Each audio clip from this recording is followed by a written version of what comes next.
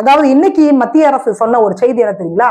தேசிய நெடுஞ்சாலையில நடக்கக்கூடிய விபத்துகள் இருக்குல்ல, அதுல முதல்ல இருக்கக்கூடிய மாநிலம் எது தெரியுங்களா? தமிழகம் தான்.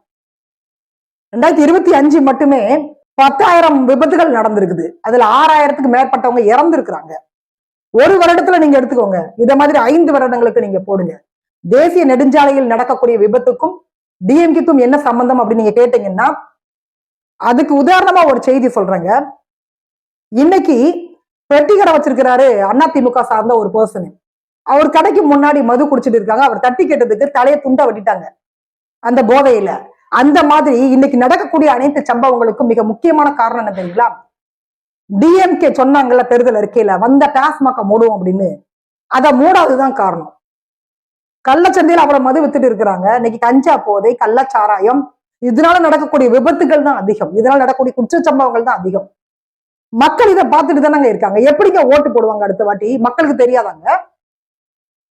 பாதிக்கப்படுறது யாருங்க பாதிக்கப்படுறாங்க? டிஎம்கே குடும்பத்தில் இருக்கக்கூடியவங்கள பாதிக்கப்படுறாங்க.